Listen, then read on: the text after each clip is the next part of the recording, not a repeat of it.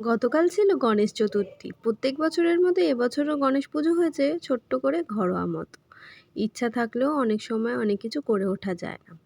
যাই হোক, এবারেও বিশ্বর অফিস থেকে ফিরে আমরা সব বাজার হাট করে এনেছিলাম। সেই সমস্ত ভিডিও আর তোমাদের সঙ্গে শেয়ার করা হয়নি। আজকাল আমি ভিডিওতেই সেইভাবে তোমাদের সঙ্গে শেয়ার করতেই পারছি না। সত্যি টাইমের এখন প্রচুর অভাব হয়ে গেছে। যাই হোক, এই হচ্ছে আমাদের বাড়ির গনু দাদা। তারপর ঠাকুরমশাইও চলে এলো, পুজো শুরু হলো। আগে শুধু মুম্বাইতেই গণেশ পুজো বিখ্যাত ছিল, এখন কিন্তু কলকাতাও কিছু পিছিয়ে নেই। যাই হোক, এখানে আমাদের গনুদাদা এখন স্নান করছে। আর আমাদের বাড়িতে গণেশ প্রতিষ্ঠিত হয়েছে প্রায় 8-9 বছর হয়ে গেছে। আমার বিয়ের পরের বছর থেকেই আমরা গণেশ পেতেছিলাম।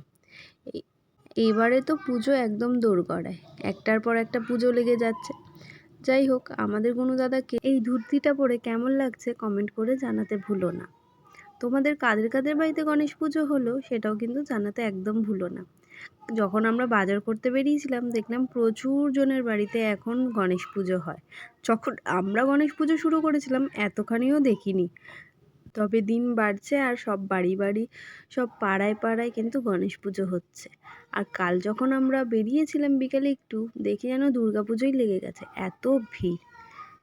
আচ্ছা, আর একটা কথা বলি, আমি ভিডিও আপলোড করি, সেটা বড় ভিডিও হোক বা ছোট ভিডিও হোক, করার পর কেন সাবস্ক্রাইব কমে যাচ্ছে সেটা কি তোমরা জানো? আমি তো বুঝতেই পারছি না। নাকি একটা করে ভিডিও ছাড়ি, একটা করে সাবস্ক্রাইব কমতে থাকে। যাই হোক, পুজোর দিনই আমাদের ঘট নাড়িয়ে গেছে। যেহেতু এটা আমাদের প্রতিষ্ঠিত গণেশ, তাই পরের দিনের কোনো ব্যাপারই থাকে না। কেমন লাগতো ব্লগটা অবশ্যই জানিও। ভালো লাগলে একটা লাইক, কমেন্ট, শেয়ার করে দিও। সাবস্ক্রাইব করাটা এখন তোমাদের হাতে, যদি ভালো লাগে করে দিও।